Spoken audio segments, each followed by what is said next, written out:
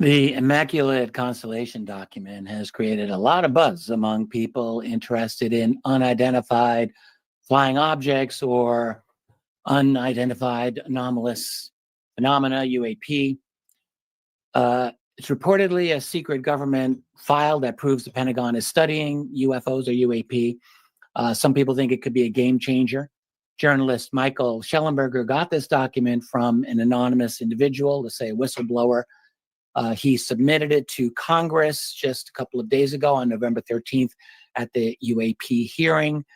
This document has been made available by Congresswoman Nancy Mace on her website, and I have a link below. You can actually check that out and download the PDF yourself. You can just read the whole thing. It's 11 pages. It's an interesting document, very interesting. Some will say it's proof that the government is hiding something. Others will say it's just rumors or fake news.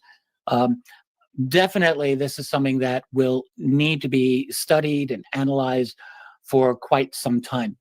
So essentially, it's a report compiled by this individual who claimed that he had accessed confidential, say classified information from the United States government.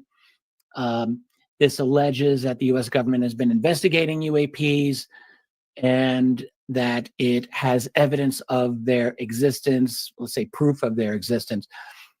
There's a lot of descriptions of various UAP sightings in this document. I will discuss them all. Also, like alleged attempts by foreign governments to reverse engineer this technology, is what it seems like. Claims also that the U.S. government has been covering this up from the public and especially from Congress. So that's all very interesting. If it's true, this is obviously a document that would represent a major revelation about UFOs or UAP. You've got the authenticity of the document has not been officially confirmed, of course, so it's unsubstantiated on that basis. The Pentagon is not acknowledge the existence of a program called Immaculate Constellation. So there's that. The fact that the author is anonymous is obviously going to raise questions about any motivations or credibility of this author, and so on and so on. I will say the language and style of this document are very formal, very technical. I think it suggests to me a genuine attempt to convey complex information. But, you know, people might say this is just a deliberate attempt to create a convincing forgery. Doesn't look like that to me. I'll just put that out there. But I will say we don't know, and there definitely needs to be more investigation of this. I will say this document is very intriguing. It's very provocative in its claims about UFO, UAP, and government secrecy, and it requires more investigation. So what I'm going to do here is go over the 11 pages of this document with you. I'm not going to read it verbatim. It's very, a lot of jargon, but I am going to try to discuss it as clearly as I can. And again, you can download this for yourself. So we'll just go through it. So it starts with an introduction, just stating this report is the outcome of a long-term investigation into UAP. Also, he mentions a phrase, technologies of unknown origin, described as TUO, and non-human intelligence, NHI. We've heard that more often. He says, basically, we started this investigation because we realized that UAPs and TUOs and NHIs pose a serious risk to the country and to the people. And he's basically saying we have shared our findings with Congress using channels set up by laws passed in 2023. To write this report, he says, we looked at confidential information stored within the executive branch of the United States government. The person who wrote this report got access to this information, he said, while doing normal job at the Department of Defense, and also that the Department of State reviewed and approved this public version of the report. That's quite interesting. I would like to see that checked into in more detail. I think it's quite interesting indeed. Going on, just says, our investigation turned up some worrying facts. Certain people in the U.S. government's executive branch have been secretly blocking Congress from overseeing UAP, TUO, and NHI matters. This means the government hasn't been truthful about these issues, maybe for decades, he says. This cover-up stops the public and elected officials from learning about important discoveries and dangers related to this entire subject matter. Multiple whistleblowers have shared solid evidence with Congress that confirms UAPs, NHIs, and TUOs are real. And just saying this report is just one more piece of evidence, and there is probably more to come. Goes on to say they've divided the information into 7 types of evidence, including secret programs, images, eyewitness accounts, intercepted signals, government records. He says everything in this report comes from non-public confidential sources. And then we have section 1 here, the Immaculate Constellation program itself, essentially saying this is a secret government program that was kept hidden from Congress. This program was discovered after Luis Elizondo revealed the existence of the ATIP and OSAP programs in 2017. However, the government did not officially report this program to Congress, which is against the law. The main goal of Immaculate Constellation is to gather images and intel on UAP and reproduction vehicles. He describes as ARV and RV. I assume he doesn't state the ARV as alien reproduction vehicles. And that's what Immaculate Constellation is about. So to again, gather information on UAP and ARV or RV, reproduction vehicles. This program is part of a larger network that deals with non-human intelligence and UAP technology. So there's more. Immaculate Constellation helps to collect, to analyze, and to share information about basically weird things happening in the sky that might be a threat to national security. Let me go on. I think we're on to the next page here. Still continuing on to section 1. It just says this program gets its information from high quality images and sensor readings taken from satellites, aircraft, and ships at sea. It focuses on identifying strange aircraft that might have been developed by other countries or unknown entities using technology that we do not understand, unfamiliar technology, basically. The program knows where these strange craft tend to operate and can warn the government about potential threats. Immaculate Constellation is essentially a master program that oversees several smaller secret programs. It's extremely secretive, and only certain people with the right clearance can access the information. The program has, he says, very sophisticated security measures to keep that information contained and to prevent leaks. So in summary, he says, Immaculate Constellation shows that the United States government is aware of UAPs and is actively trying to learn more about them. The program also tracks other countries' efforts to replicate UAP capabilities. The data collected by Immaculate Constellation proves, says the author, that the US military and the intelligence communities can detect and they can track UAPs, but that information is not widely shared, even among people with security clearances. So the existence of this program confirms that parts of the US government are involved in a global effort to monitor UAPs and ARVs. We go to section 2, which is US government imagery intelligence. And he just says the US government has databases of images and videos related to UAP that are only accessible to people with the right security clearance, the right permissions. These databases are spread across different organizations and different branches of the military, so it makes it hard to gather all the information into one place. However, the images and videos, let's go to the next page, we're basically getting up to that.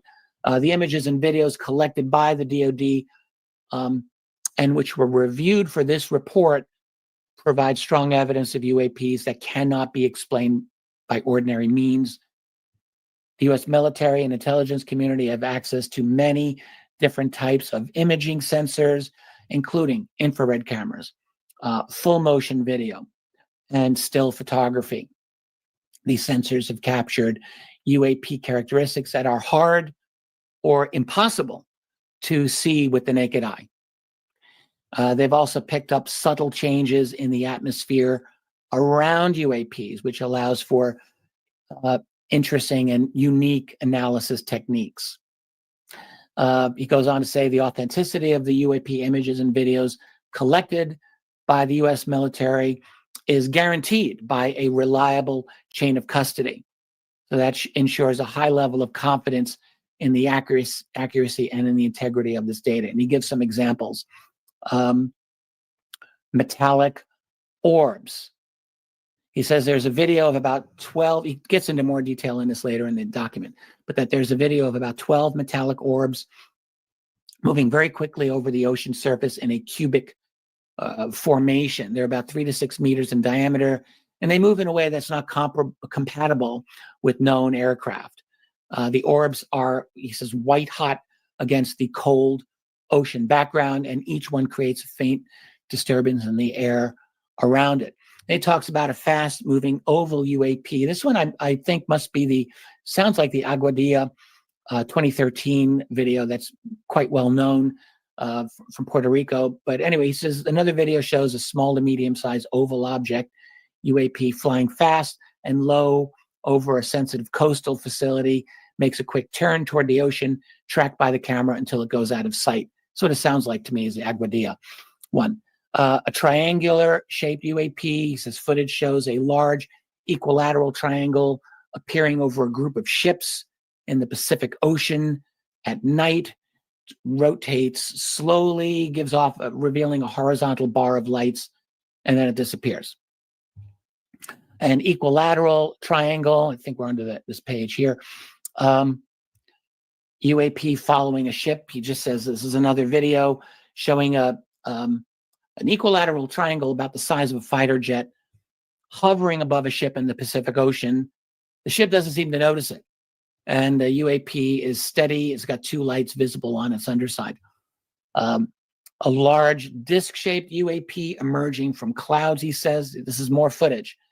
A large saucer-shaped UAP coming out of a dense cloud formation. It registered as black hot against the cold background, he said, and caused atmospheric disturbances. It goes up and suddenly reverses direction, descends back into the clouds, and then just accelerates out of the frame. Boomerang-shaped UAP, giving off some light. He just says another video shows a swept boomerang UAP maneuvering at an uncertain altitude off the eastern coast of the US. It slows down to a hover, emits a sphere of light from the wing junction, and then disappears from view.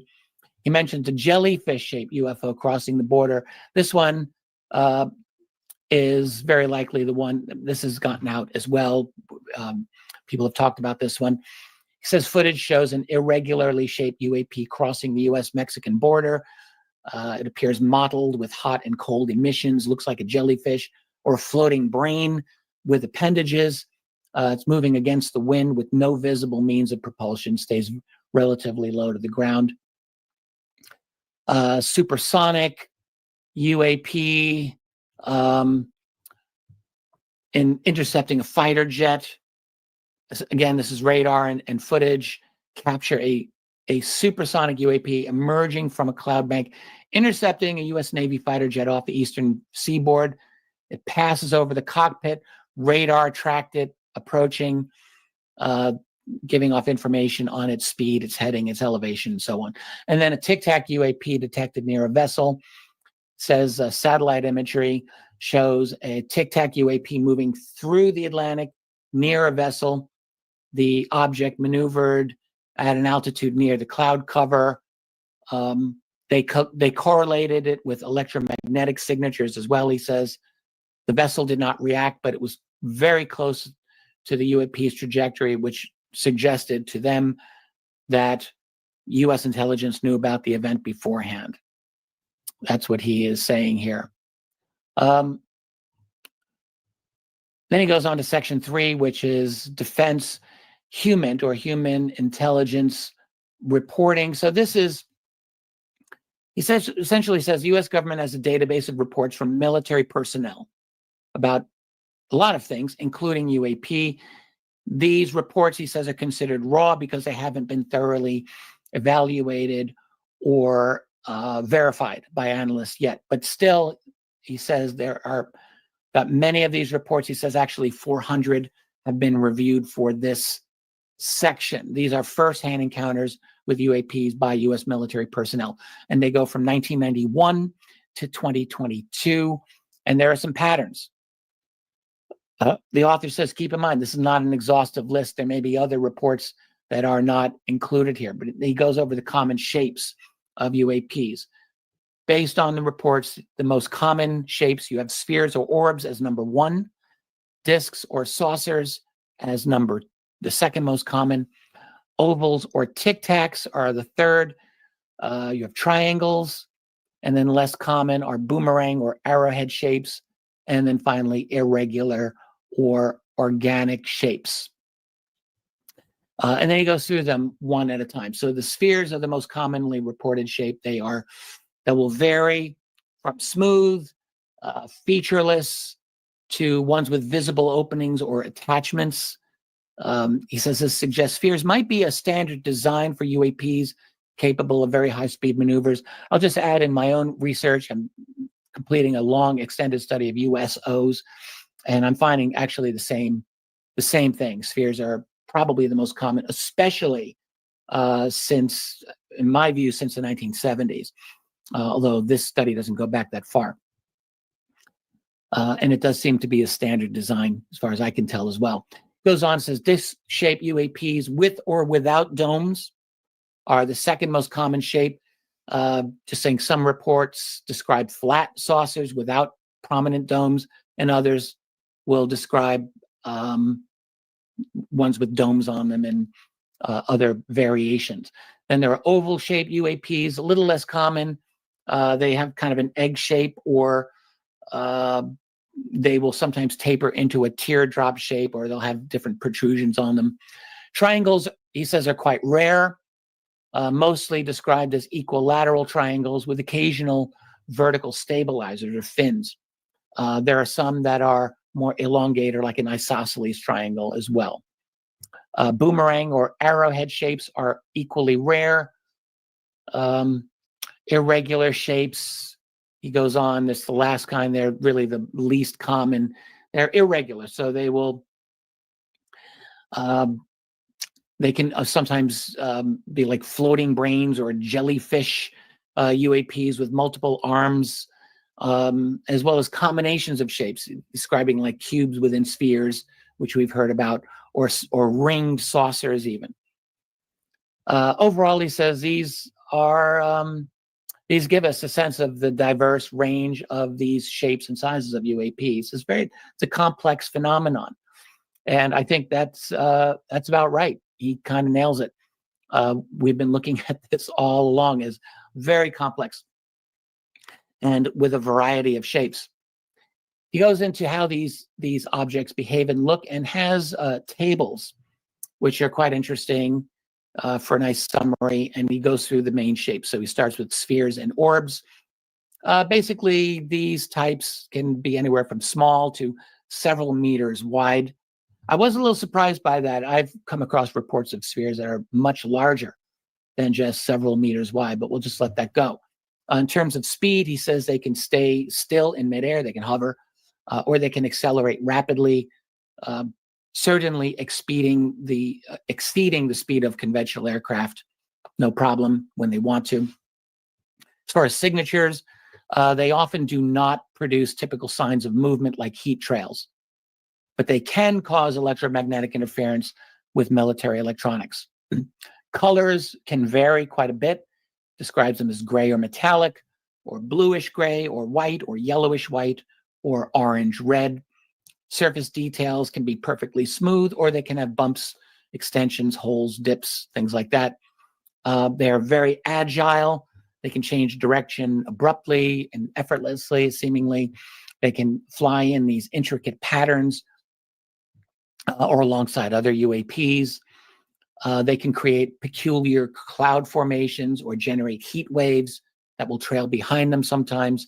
And they can affect humans. They can affect people.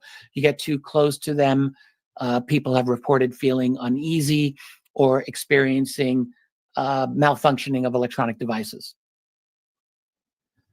In terms of the next it goes on, and he's got other types of the other types. We got discs and saucers types. Goes through the whole thing. So in terms of size, they can be a few meters to over 20 meters wide. Again, I think some of them can be quite larger than that. In terms of speed, very similar. They can hover or they can zoom off essentially at a high speed, very, very immediate, sudden acceleration. Radar sometimes picks them up, but they're more often spotted visually. Some reports will mention a humming noise. This is the disc-shaped or saucer-shaped craft. In terms of color, they're usually metallic, silver, or gray. Some have been known to glow or change color. Surface can be smooth, or it can have a dome, or it can have panel segments as well. Their behavior, they can seemingly do whatever they want. They can hover silently, they can shoot upward, they can go in instant direction anywhere they want. They can blend into the surroundings very well also, and they can cause electromagnetic interference in nearby gadgets. They can mess with the atmosphere. They can distort your vision in the sense of making the air shimmer or creating like a sudden fog. In terms of oval or tic-tac, lengthwise, they can be anywhere from, he says, 6 to 40 meters in length.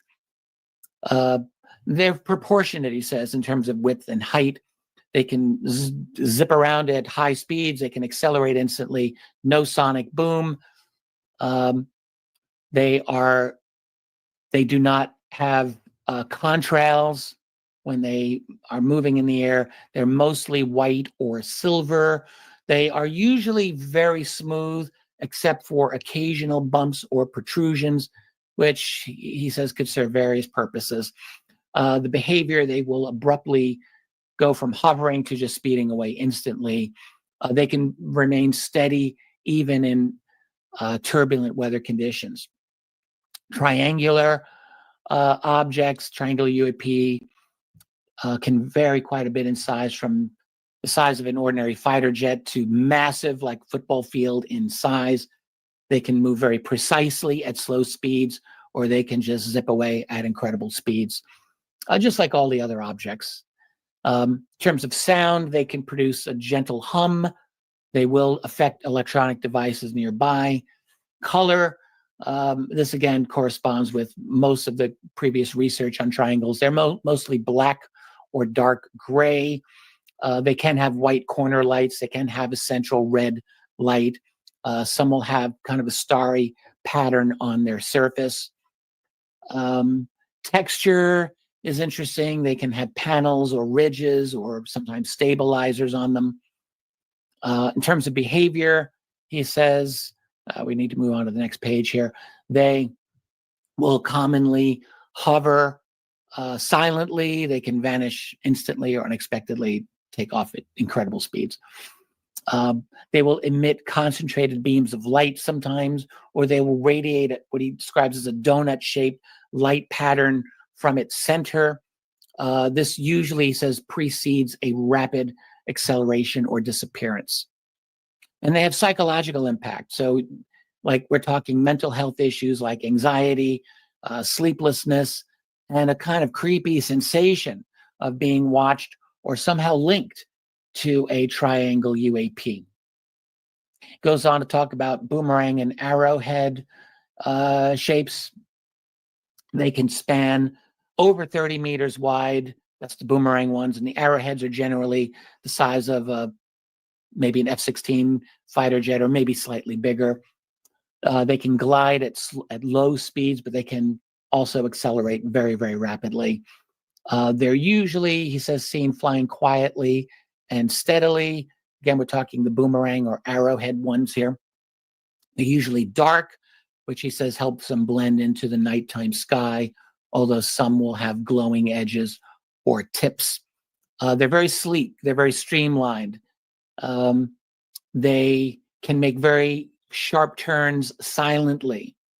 They can shoot out a ball of light from the middle and wrapping itself in it during incredible maneuvers, and they can disrupt nearby electronics. Lastly, we'll look at he has a table for the irregular or organic UAPs.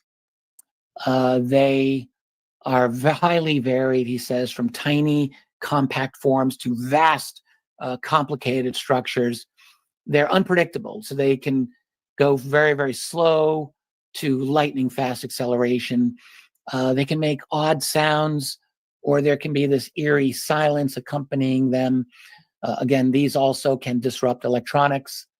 The colors are essentially bioluminescent, or shifting colors, particularly for the kinds he describes as these floating brain or jellyfish types.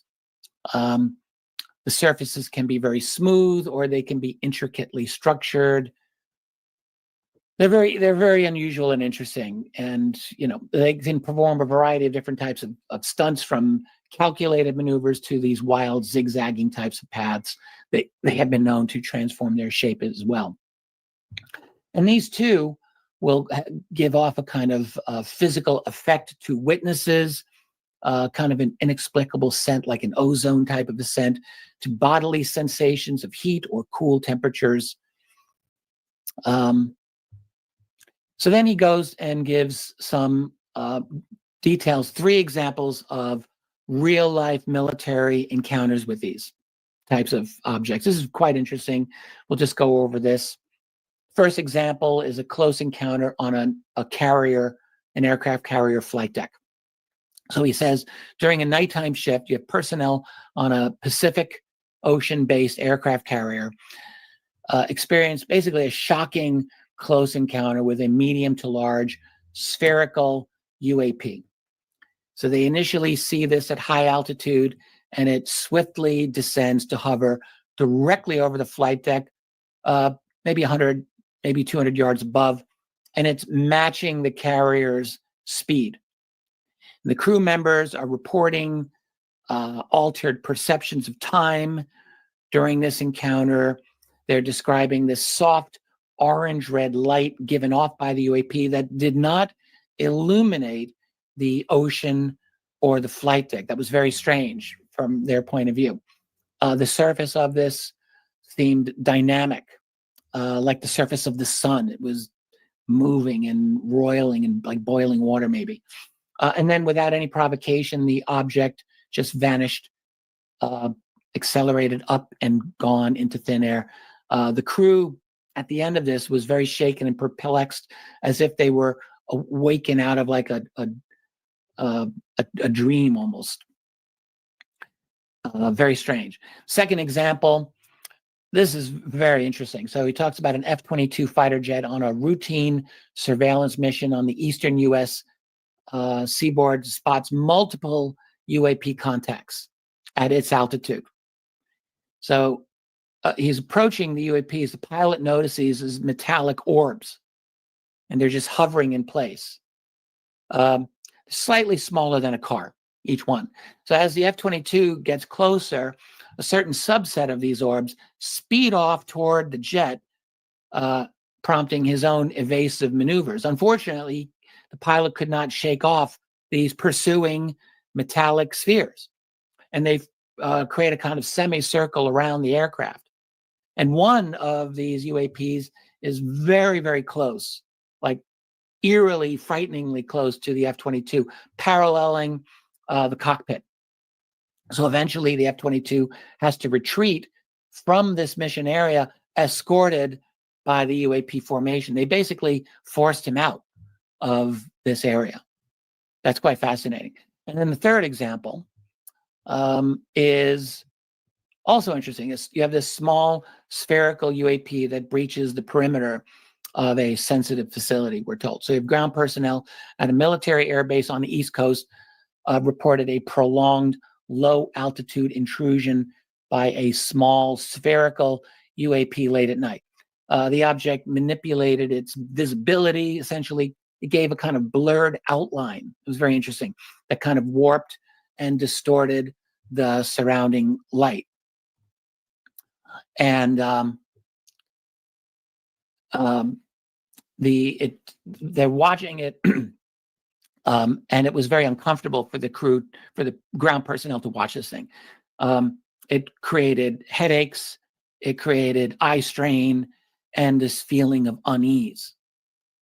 It was first seen going across a runway, and then it proceeded to hover near, well, I bet basically critical infrastructure before it goes toward this other secured building. And its final action was to float beside this building before it vanished. It apparently lasted about 10 to 15 minutes, this entire encounter. Really quite fascinating. So he goes on to the next section, which essentially deals with deception by the government and misleading statements and this like, and the like. He says internal records from the Department of Defense and the All Domain Anomaly Resolution Office, that's ARROW, he says contain inconsistencies that call into question the honesty of the DoD's statements to Congress. Transcripts from confidential meetings between DoD leaders and members of Congress reveal a disturbing trend of minimizing, obscuring, and downright lying about UAP data. The author here says this is misleading behavior, and it's blocking crucial information from reaching members of Congress. It prevents them from accurately assessing national security risks associated with UAPs. For instance, he says DoD officials have falsely denied the existence of a secretive programs aimed to study UAPs operated by a military intelligence agency, the CAHPS, the acronym, mentioning joint initiatives between denying rather, joint initiatives between the DoD and other government departments exploring UAP missions and technologies of unknown origin, TUOs, and have denied knowledge of Immaculate Constellation, which they say is supposedly non-existent. Goes on to say, meanwhile, previously unseen internal documents validate the claims of Luis Elizondo, who of course was the former leader of ATIP and OSAP. The author says these records showcase, has a lot of good things to say about Lou Elizondo, his outstanding reputation and trustworthiness, backing up his public assertions about the program's goals and its discoveries and so on. Additionally, he says these newly uncovered documents shed light on confidential correspondence, which praises Elizondo's contributions, archived emails detailing ATIP and OSAP's progress and setbacks, and internal presentations outlining important research and technological advancements inspired by UAP and NHI innovations. He basically says, unfortunately, these revelations highlight deliberate attempts by the DoD to hide vital information from the public and from Congress alike, undermining transparency and fueling speculation about the real extent of UAP research and exploration. We go to section 5, and this is, he says, classified U.S. government records. He discusses an NSA, National Security Agency report, gives the code name, serial number G/00/162-78.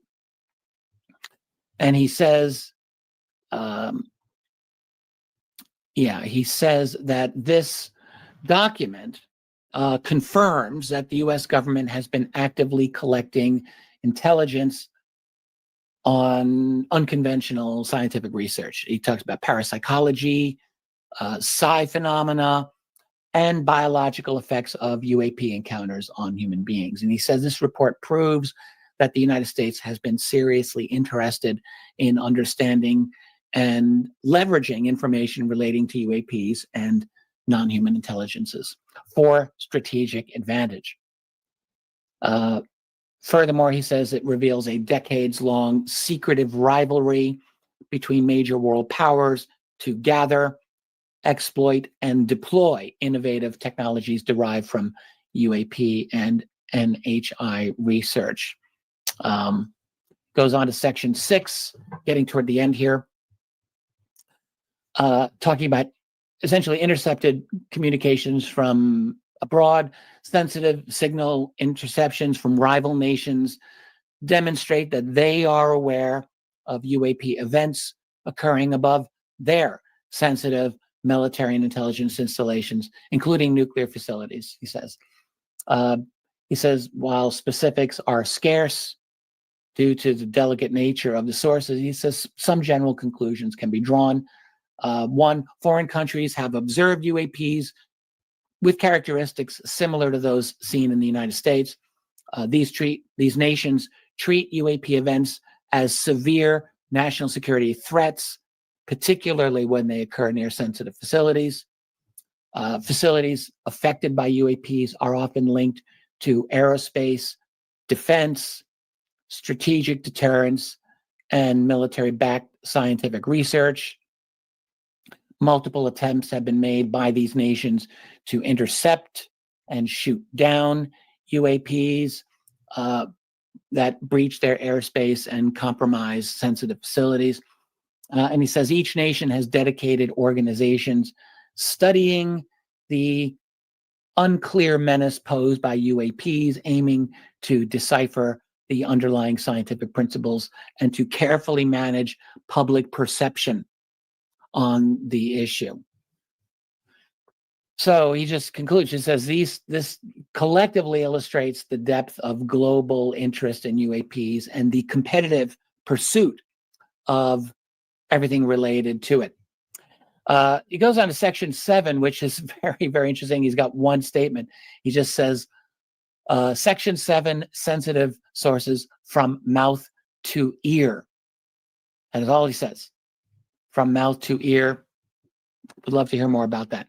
And then I'll just read, we'll read his conclusion verbatim. I think it's well said, and we might as well just hear it together here. He just says, the official disclosure of the existence of non-human intelligences and their presence on Earth is a pivotal moment in human history.